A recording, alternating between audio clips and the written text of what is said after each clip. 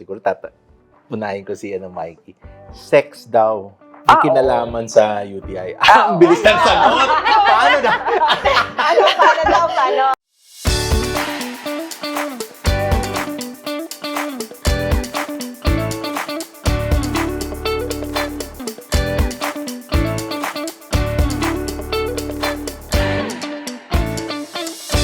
Good day! Welcome to the first and ever health podcast brought to you by the Philippine Society of Functional Female Urologists in partnership with the Philippine Urological Association.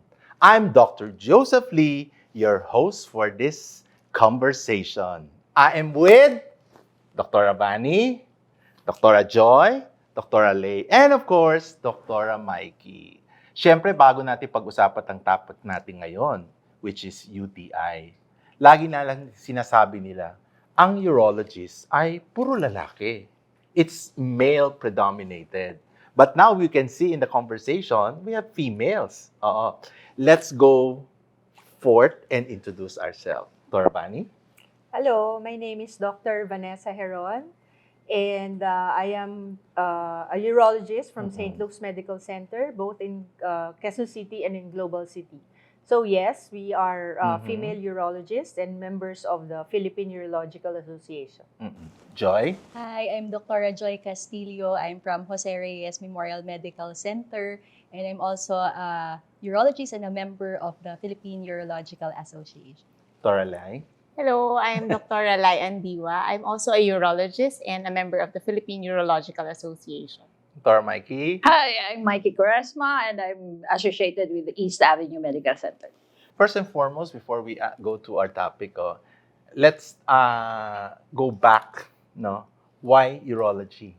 No, so people will ask because this is a male-predominated specialty. Bani, ano ang naghikayat sa'yo para pasukin itong specialty? Ako kasi nung una, gusto ko talaga maging surgeon. Tapos nakita ko na, kukonti yung babae sa urology, especially sa St. Luke's. Ako ang una na nagsubok na mag-apply bilang isang urological resident nung time na yon. So nakita ko na, pero pumili talaga ako kung ano ang surgery, doon ako. So hindi ko nakikita na ibang specialist ako, gusto ko mag-opera. Yes. Kay Mikey naman, hindi ka ba nag-agam-agam na kasi lalaki ang magiging kadalasan ng mga pasyente mo? Kasi babae, Yes. babae kang papasok sa larangan ng isang Yes. profesyon. Oo. Actually, isa ako sa mga una na babae na female urologist sa Pilipinas, next to Dr. Lapitan. Why I chose? Kasi wala pa eh. So, kailangan ng babae, female populations, ang babae na urologist. Hindi ka naman natakot yung agam-agam na hindi. kasi lalaki ang mga pasyente. No, wala akong alinlangan na mag-surgery, mag-urology in a male-dominated specialty. Para naman sa ating dalawa, kay Lai at Joy, gusto kong malaman, o siyempre yung panel, ano ba experience mo during that time na papasukin mo itong specialty? Siyempre, male-predominated siya, di ba? Kasi pagpasok, yung aplikasyon, baka titingnan ka na, ay, babae to. Were you ever felt na may discrimination? For the both of you. Actually, for me, wala naman. Actually, I think at that time, it was an advantage. No, I think for all females, I think applying sa urology, I think it's also an advantage kasi nga it's puro lalaki nga yung mga urologists natin. And hindi naman puro lalaki yung mga patients natin, di ba? Meron din mga babae. So I think for me, there was never a problem or nahirapan ako during my residency. I think it was more of an advantage. Si Joy? Sa akin naman po, at first, parang maraming nagda-doubt, kakayanin ba niya? Yes, Parang gano'n, But it's just, I'm just so happy na I went through it all na afterwards, they were complimenting me. Wow, parang, di ba, you're a girl and then you were able to become a urologist. It's just at the start, I think. But you have to prove them na even though you're female, you can still be at urology. So, masasabi natin, di ba, Vani, wala talagang exclusivity eh. It's Yeah. more of inclusivity of what gender and your capability, 'di ba? Ang ganda. So makikita that's right. natin, 'di ba? Makikita natin, masasabi natin sa mga pasyente natin, wala talagang yung male-male na punta ka lang sa isang Yeah. specialty na male, pwede rin ng babae, no? Pero And it syempre, And it goes both ways. So, Oo. like, my male patients would request for a female urologist. And meron naman mga lalaki, they would really opt to go sa isang lalaki na urologist. Yes. Pero ang plus namin is, kung may babae, automatically they would look for a female. Oh. Yes. Yun yung Tama. advantage. Okay. So, maliban sa yung conversation natin ngayon na pag-uusapan, syempre mga personal mga identification ninyo, saan kayo nagpo-practice, simple yung topic natin ay mahalaga kasi very important. At lagi natin nakikita to, ang urinary tract infection. Yes. Before we go to the nitty-gritty, pag-usapan natin yung mga experience nyo sa mga pasyente nyo sa outpatient with regards to UTI. Oo. Bani? Ako kasi, yung mga patients na pupunta sa akin, una, they would say, Doc, lagi ako ng UTI. So especially the elderly kasi they have, 'di ba, yung every 3 months na request ng ibang specialist for monitoring.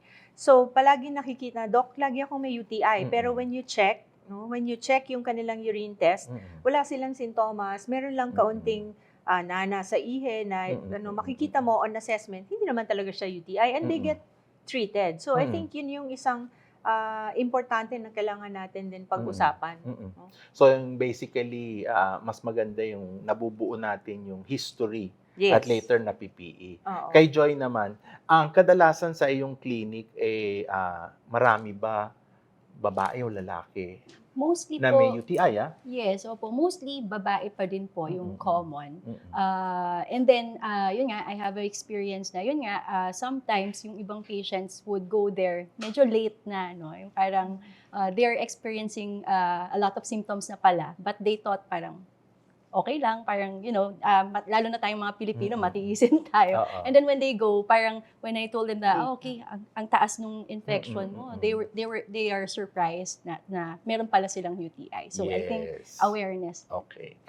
Kay Le, ano ang mga age group na sa tingin mo ay kadalasan pupunta sa clinic mo sa outpatient? Kasi minsan, di ba, may nahahalo ang age group in your experience. Sa akin, in my experience, actually halo-halo nga naman talaga. But mostly yung mga premenopausal or menopausal patients na nagkakaroon ng paulit-ulit na UTI. I think sila yung mas madalas na nagpapatingin for UTI. And banggit nga kanina ni Dr. Vani, di ba?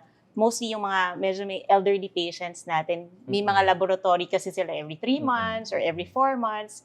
So, I think mas madalas nakikita ng other doctors nila na, may UTI ata to. Minsan natitreat nga. And then, pag paulit-ulit, I think nagsasawa na rin yung mga doktor nila. Napupunta na nga rin sa ating mga urologists. Kasi as we remember, all doctors naman can actually treat UTI. But mostly, pag recurrent, I think it's best na magpatingin na rin sa isang urologist. So you see pediatric patients and even geriatrics or elderly patient. Kay Mikey naman, ito importante sa atin, alam mo naman, 'di ba? Yung referral. Oh, yes. Oo, 'di ba? Yes. Kasi Anong departamento ang kadalasan na nagre-refer sa minsan kasi 'di ba? Sasabihin na UTI, hindi na natin maggamot o matreat. Which department is most often? Hindi ko masabi talaga specifically which department. Kasi any naman may galing sa family med, may internal med, may galing sa OB-GYN, but kadalasan, nire-refer nila pag recurrent. So parang baka may mas problema pang more problem. So that's when you work up kung meron kang, you have to work up like other problems like kidney stone. So you do the other test na. Yes, oo. Talking about test, pinag-uusapan natin, ano ba yung usually regular na kailangan ng isang specialist, kagaya natin na rini-request sa pasyenteng may UTI? Okay, kasi ang basic test talaga, well, when we diagnose urinary tract infection, ang importante, number 1, may sintomas yung patient. So this is yung mga first episodes ng UTI, non-recurrent, non-chronic, meaning hindi pa balik-balik.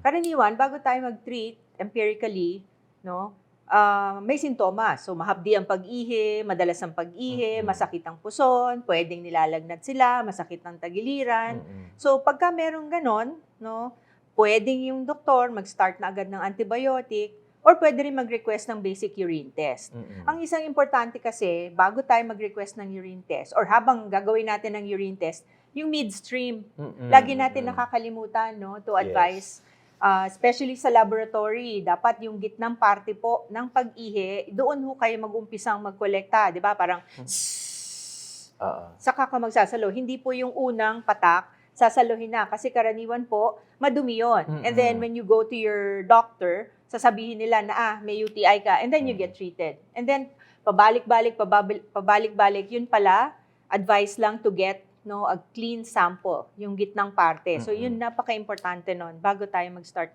ng therapy. No? Oo.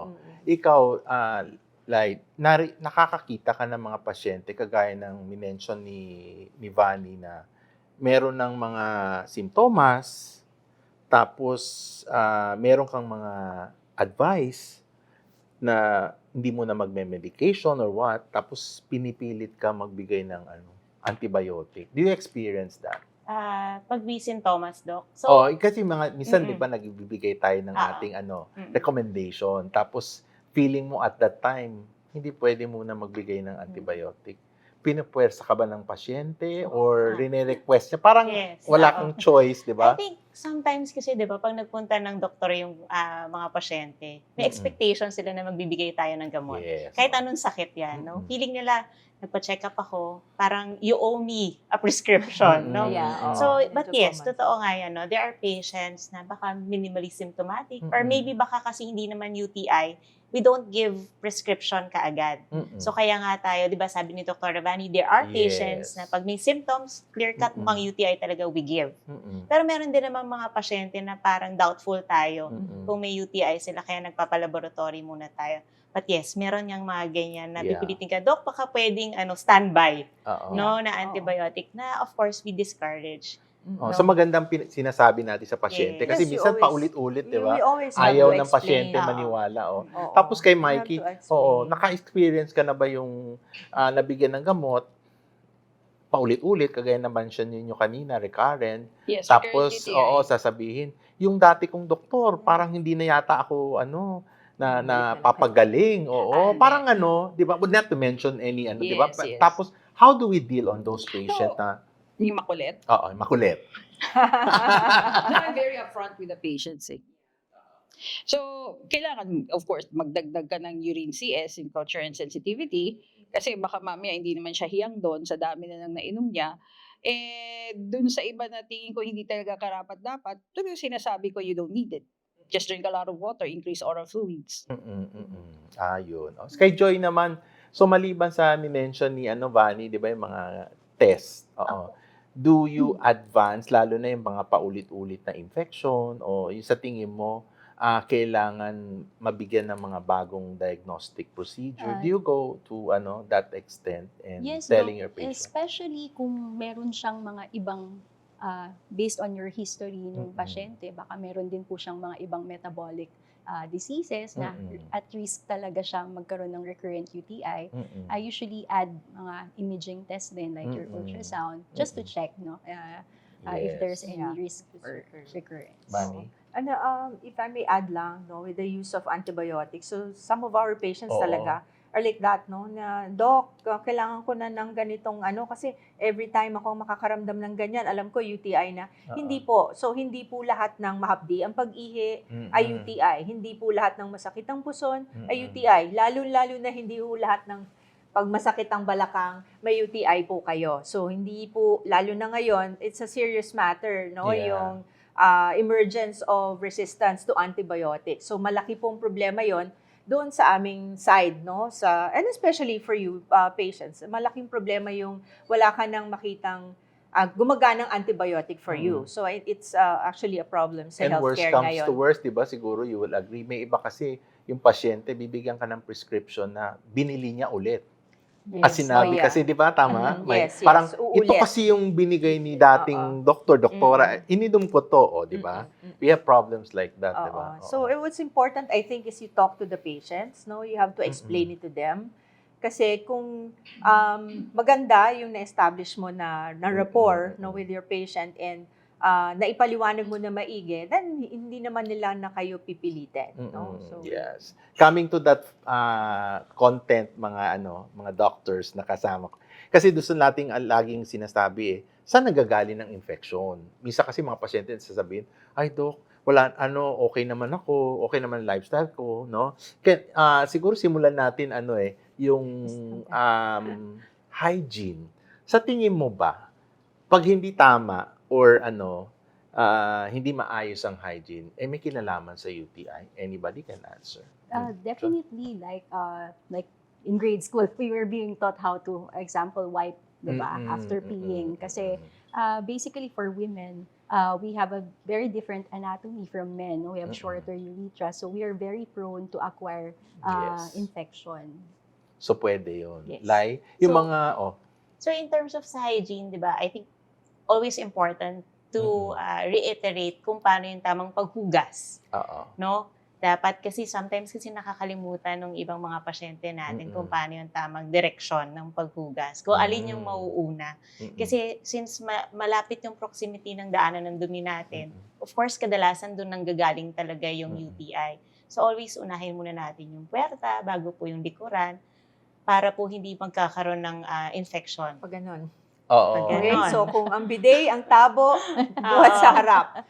Pag hindi po pabalik. Tama ka dyan ba? Minsan kasi, di ba, Mikey, ito kadalasan, minsan sinasabi rin ng mga pasyente, ay doc, pumunta ako ng public toilet, tapos nagka-UTI, anong mga gano'n? What's your thought on that? Hindi totoo. Totoo. Pero paano sa tingin mo, Hindi how are we guided on, yung cleanliness behavior? Ako naman, sinasabi ko lang sa patients, Yeah. hindi ka magkaka-UTI just by sitting. Yes. So, ang sinasabi ko, kasi may mga patients na, di ba, ayaw umupo sa public toilet. May mga ganon. So, kaya prone din sila, not just for UTI, para magkaroon ka ng pelvic floor dysfunction. Yes. So, ang sinasabi ko, magdala na lang po kayo ng alcohol spray, wipes, or whatever. Basta po, ang iisipin ninyo, importanteng nakakaihi ka. At ang pag-ihi, kailangan ay kompleto. So, if you need to wash your toilet bowl and spray whatever, sabi ko nga sa kanila, the most that you can have there is warts. Pero Bani, Kasi hindi umupo, yung may warts, umupo, pwede mo makuha Pero yun. Bani, hindi naman sinasabi ng iba, ay, yung OA naman, lahat linilinis na, lahat in-sterile. Okay lang yun. Pero Okay may lang. mga patients kasi hindi mo na mababago. Oo, Yun na yung parang kanilang practice. practice So, habits. like, di ba, sa atin, sa functional urology, what we need to do is for them to be able to incorporate yung practices na yon sa Yes. araw-araw na pamumuhay nila. Kasi meron din mga ibang patients talaga na, yung obsessive talaga sila sa cleanliness. Yes. So, i-advise mo lang sila properly on how to go about by their symptoms. Ay, ito isa pa. Kadalasan tinatanong atin mga pasyente, no? Siguro unahin ko si Mikey. Sex daw. May kinalaman sa UTI. Ang bilis ng sagot! Paano na? Paano? Kasi tinatanong ko lagi sa patient whether dalaga man, mukhang dalaga or dalaga or Dalagang binata. Dalana. Are you sexually active? Okay. Parang inaano ko na, you can be honest with me, no? Oo. And yes, sex can affect. Pero minsan sasabihin naman niya, Mikey, nagsasex naman kami or sexually active, pero naglilinis naman ako. Yes. Bakit nagkakaroon ako ng infection? Ay kasi yung, di ba, yung magkakakapit bahay lang yung urethra natin, the vagina, and the anus, since one environment lang sila. So, syempre, since tas dagdag pa, urethra natin, maigsi lang. So, talagang pag nadidisturb, prone ka talaga Ayan magka-UTI. Lai? So, I guess yes. Sex is actually a risk factor para magkaroon tayo ng UTI. Mostly, doon sa nabanggit nga ni Doktora, because of the friction, yung interaction.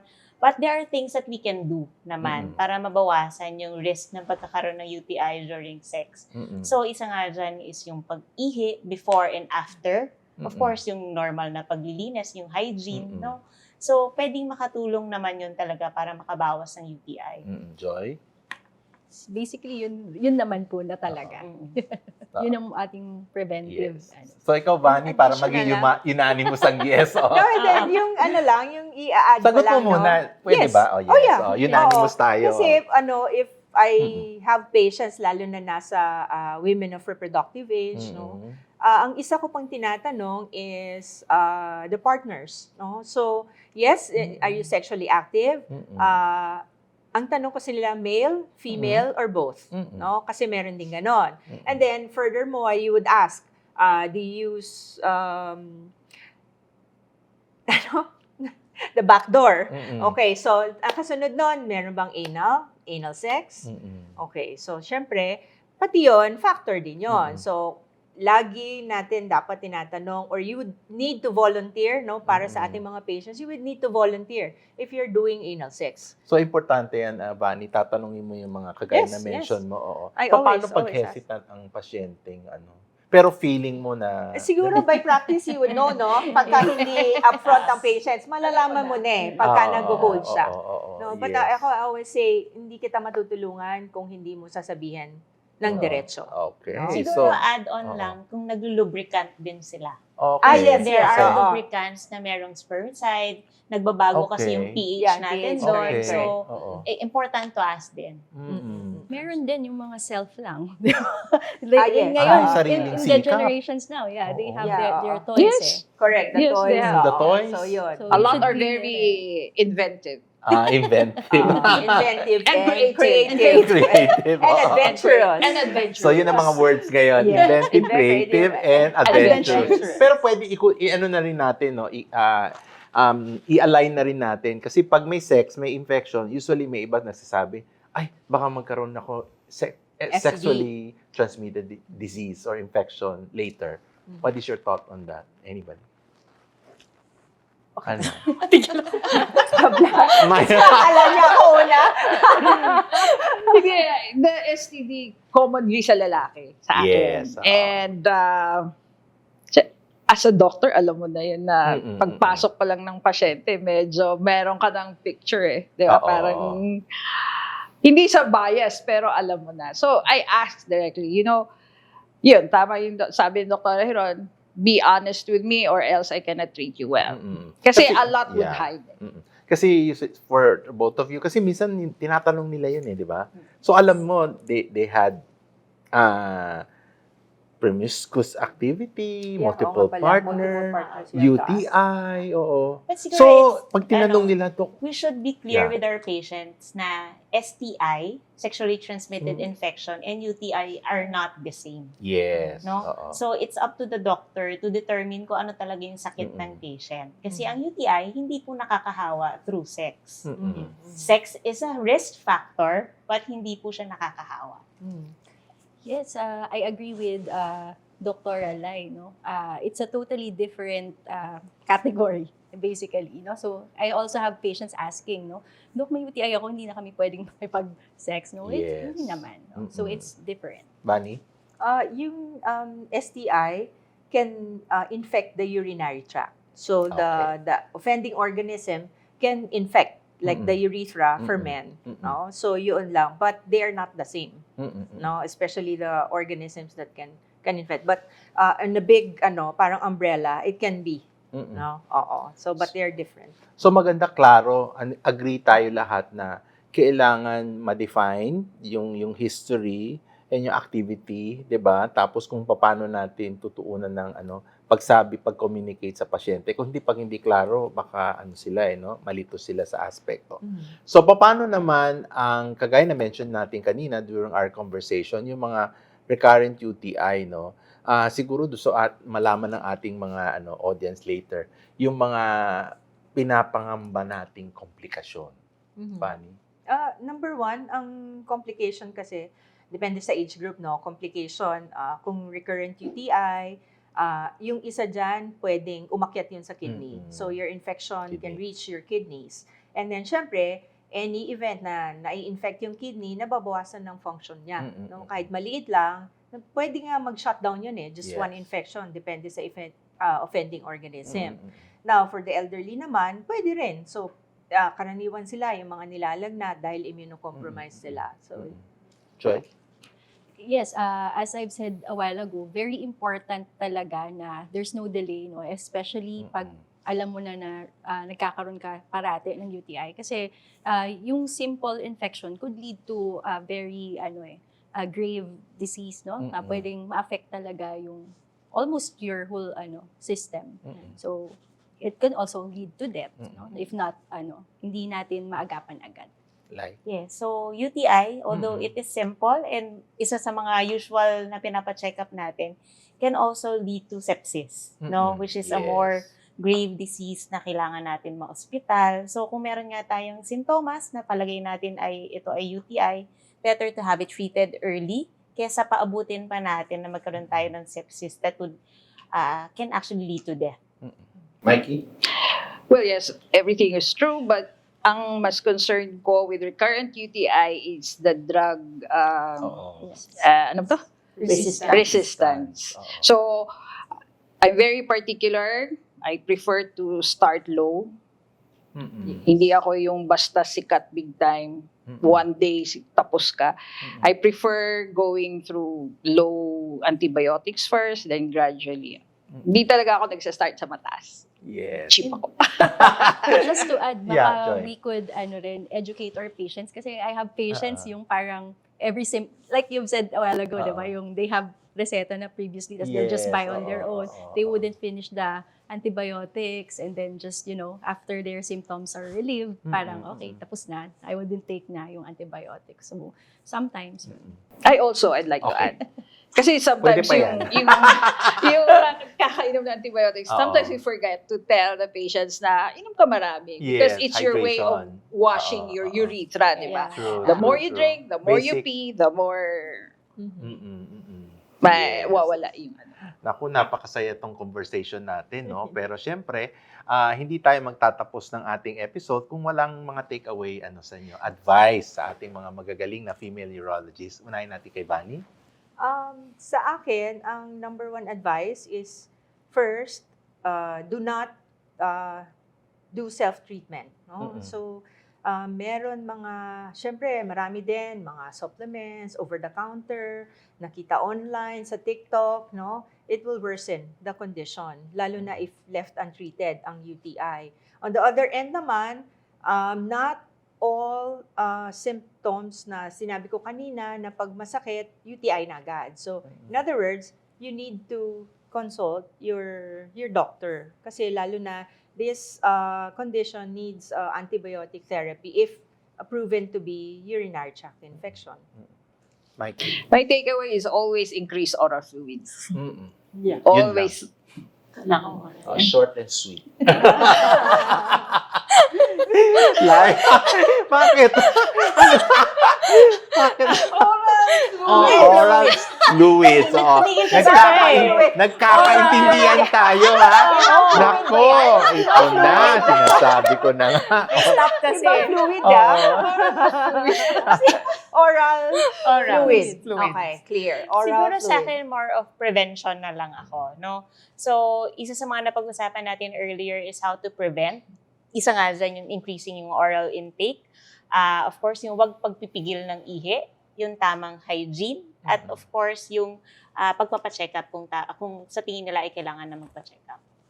Joy. Ako din, Doc, love yourself, no? If you Yeah. may na-feel kang anything, Yes. di ba? It's your gift to yourself, no? To have yourself checked, no? Kasi even simple symptoms can lead to worse disease, di ba? So, At dito natatapos ang aming conversation with our famous female urologist na brought to you by Philippine Society of Functional and Female Urologists in partnership with the Philippine Urological Association. Ika nga, urine, Good hands!